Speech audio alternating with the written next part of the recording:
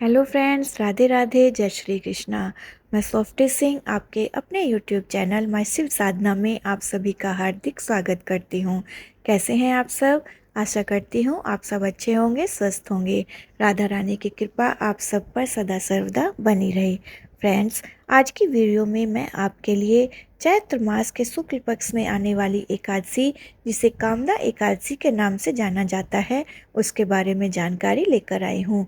कामदा एकादशी की तिथि कब शुरू हो रही है, कब समाप्त हो रही है और व्रत हम किस दिन धारण करेंगे और एकादशी व्रत के पारण का सुमुहूर्त क्या होगा, और इसके साथ ही आप कामदा एकादशी की व्रत कथा और एकादशी माता की कहानी भी आज की वीडियो में सुनने वाले हैं। तो बहुत महत्वपूर्ण है वीडियो, पूरा अवश्य देखिएगा बिना स्किप किए हुए। और वीडियो पसंद आए तो उसे लाइक, शेयर और मेरे चैनल को सब्सक्राइब अवश्य करिएगा। तो चलिए बिना देरी किए हुए वीडियो शुरू करते हैं। सबसे पहले जानते हैं एकादशी की सही तिथि के बारे में। फ्रेंड्स, चैत्र मास के शुक्ल पक्ष में आने वाली कामदा एकादशी की तिथि शुरू हो रही है 28 मार्च 2026 को सुबह 8:45 पर और एकादशी तिथि का समापन हो रहा है 29 मार्च को सुबह 7:45 पर। ऐसे में उदया तिथि के अनुसार 29 मार्च 2026 दिन रविवार को एकादशी का व्रत रखा जाएगा और एकादशी व्रत का पारण द्वादशी तिथि में करते हैं। तो कामदा एकादशी के व्रत का पारण करेंगे 30 मार्च 2026 दिन सोमवार को सुबह 6:14 से लेकर 7:09 तक। फ्रेंड्स, इस बार जो व्रत के पारण का समय है वह बहुत कम है, तो आप व्रत के पारण का समय का ध्यान अवश्य रखिएगा। इसके बाद त्रयोदशी तिथि शुरू हो जाएगी। दोस्तों, साल में कुल 24 एकादशी होती हैं और प्रत्येक एकादशी का अत्यंत अपना महत्व होता है। उनमें से चैत्र मास के शुक्ल पक्ष में आने वाली एकादशी को कामदा एकादशी कहते हैं। इसके व्रत से मनुष्य के सभी पाप नष्ट हो जाते हैं और उसे मोक्ष की प्राप्ति होती है। कामदा एकादशी के व्रत करने से मनुष्य के सभी मनोरथ सिद्ध होते हैं। दोस्तों, एकादशी के दिन सुबह जल्दी उठकर स्नान करें, साफ स्वच्छ वस्त्र पहने और उसके बाद सूर्य भगवान को अर्घ दें। उसके बाद अपने मंदिर में जहां आप पूजा करते हैं आकर घी का दीपक जलाएं और अपने व्रत का संकल्प लें। इसके बाद भगवान विष्णु व माता लक्ष्मी की विधिवत पूजा करें और एकादशी व्रत की कथा का पाठ करें या फिर उसे श्रवण करें। तो चलिए मैं कामदा एकादशी व्रत की कहानी का पाठ करती हूँ, आप प्रेम पूर्वक सुनिए। और कहानी सुनने से पहले हाथ में थोड़े पुष्प और तिल ले लीजिए और कहानी पूर्ण होने के बाद उन्हें भगवान के चरणों में अर्पित करिएगा और कहानी पूरी सुनिए, बीच में मत छोड़िएगा। चलिए कहानी शुरू करते हैं। धर्मराज युधिष्ठिर कहने लगे, हे भगवान, मैं आपको कोटि कोटि नमन करता हूँ। आपने चैत्र मास के कृष्ण पक्ष की एकादशी अर्थात पाप मोचनी एकादशी के बारे में विस्तार पूर्वक बतलाया। अब आप कृपा करके चैत्र शुक्ल एकादशी का क्या नाम है तथा उसकी विधि एवं महात्म्य क्या है, इसके बारे में कृपा करके बतलाइए। भगवान श्री कृष्ण ने कहा, हे धर्मराज, चैत्र मास के शुक्ल पक्ष की एकादशी को कामदा एकादशी के नाम से जाना जाता है। एक समय की बात है, यही प्रश्न राजा दिलीप ने गुरु वशिष्ठ जी से किया था। जो समाधान उन्होंने बतलाया वही मैं तुमसे कह रहा हूँ। कामदा एकादशी व्रत कथा के अनुसार प्राचीन काल में भोगीपुर नामक एक नगर था। वहां पर अनेक ऐश्वर्यों से युक्त पुंडरीक नाम का एक राजा राज्य करता था। भोगीपुर नगर में अनेक अप्सरा, किन्नर तथा गंधर्व रहा करते थे। उनमें से एक जगह ललिता और ललित नाम के दो स्त्री पुरुष अत्यंत वैभवशाली घर में निवास करते थे। उन दोनों में अत्यंत स्नेह था, यहाँ तक कि अलग अलग हो जाते पर दोनों व्याकुल हो जाते थे। एक समय पुंडरीक की सभा में अन्य गंधर्वों सहित ललित भी गान कर रहा था। गाते गाते उसको अपनी प्रिय ललिता का ध्यान आ गया और उसका स्वर भंग होने के कारण गाने का स्वरूप बिगड़ गया। ललित के मन में भाव जानकर कारकोट नामक नाग ने पद भंग होने के कारण राजा से कह दिया। तब पुंडरीक ने क्रोध पूर्वक कहा कि तू मेरे सामने गाता हुआ अपनी स्त्री का स्मरण कर रहा है, अतः तू नरभक्षी दैत्य बनकर अपने कर्म का फल भोग। पुंडरीक के श्राप से ललित उसी क्षण महाकाय विशाल राक्षस हो गया। उसका मुख अत्यंत भयंकर, नेत्र सूर्य चंद्रमा की तरह प्रदीप्त तथा मुख से अग्नि निकलने लगी। उसकी नाक पर्वत की कंदरा के समान विशाल हो गई और गर्दन पर्वत के समान लगने लगी। सिर के बाल पर्वतों पर खड़े वृक्षों के समान लगने लगे तथा भुजाएं अत्यंत लंबी हो गई। कुल मिलाकर उसका शरीर 8 योजन के विस्तार में हो गया। इस प्रकार राक्षस होकर वह अनेक प्रकार के दुख भोगने लगा।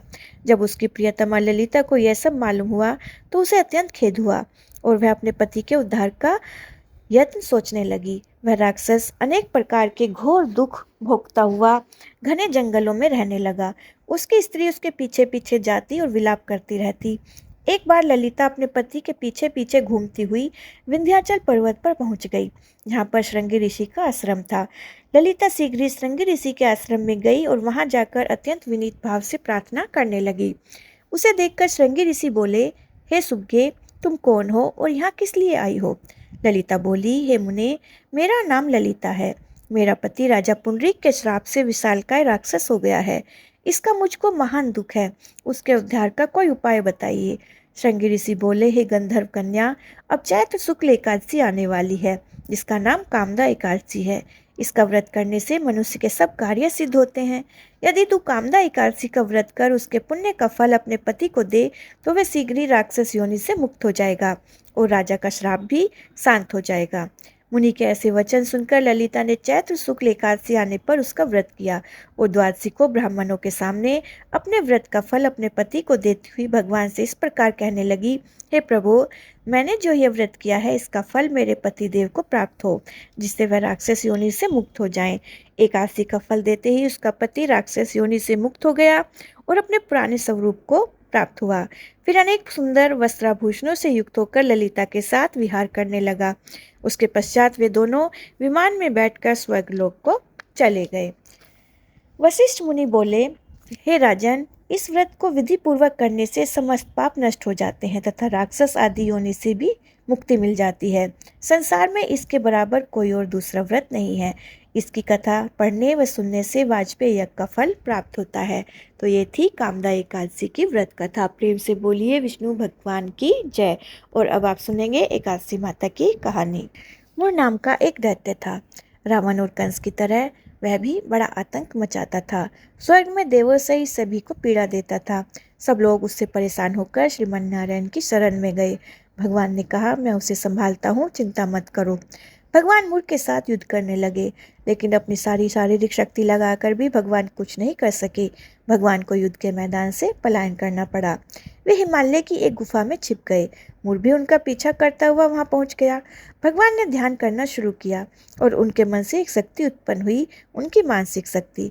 इस शक्ति ने बाहर आकर मूर को अपनी तलवार से मार डाला। हम जानते हैं कि शरीर में 10 इंद्रियां हैं, 5 ज्ञानेंद्रियां और 5 कर्मेंद्रियां। 11वीं इंद्रिय है मन। संस्कृत में एकादशी का अर्थ है 11। चूंकि यह देवी उनके मन भगवान की 11वीं इंद्रिय से निकली थी, इसलिए भगवान ने उन्हें एकादशी के नाम से पुकारा। एकादशी माता की उत्पत्ति का दिन उनके नाम से ही जाना जाने लगा। माता एकादशी के अंतिम चरण के दौरान उत्पन्न हुई थी, इसे जयंती कहते हैं। और उन्होंने द्वादशी के पहले चरण के दौरान दैत्य को मार डाला था, इसे स्मृति कहते हैं। एकादशी के दिन भोजन क्यों नहीं करना चाहिए?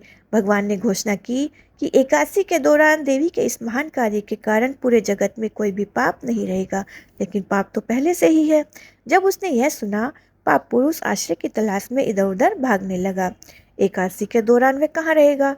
वह जहाँ भी गया सभी ने उसे आश्रय देने से इनकार कर दिया। अंत में अन्न यानी भोजन एकादशी के दौरान उसे आश्रय देने के लिए सहमत हुआ। एकादशी के दौरान सभी पाप भोजन में आश्रय लेते हैं।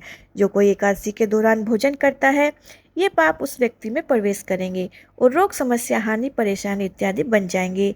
एकादशी देवी को विष्णु भगवान की कन्या भी कहा जाता है, क्योंकि यह भगवान की मानस पुत्री है। उनकी मूर्ति पूरी जगन्नाथ मंदिर और द्वारका धाम में है। भगवान के धर्म की रक्षा के लिए जितने भी अवतार हैं, वे सभी एकादशी के दिन ही हुए हैं, इसलिए यह इतना पवित्र दिन है। तो ये थी एकादशी माता की कहानी। प्रेम से बोलिए एकादशी माता की जय। विष्णु भगवान की जय। लक्ष्मी माता की जय। फ्रेंड्स, वीडियो पसंद आए तो प्लीज़ वीडियो को लाइक करें, शेयर करें और मेरे चैनल को सब्सक्राइब करके बेल आइकन को प्रेस करें, ताकि आने वाली वीडियो का नोटिफिकेशन आपको सही समय पर प्राप्त हो। आप सभी को कामदा एकादशी की बहुत बहुत शुभकामनाएं। तो मिलती हूँ मैं आपसे अगली वीडियो में, तब तक के लिए नमस्कार।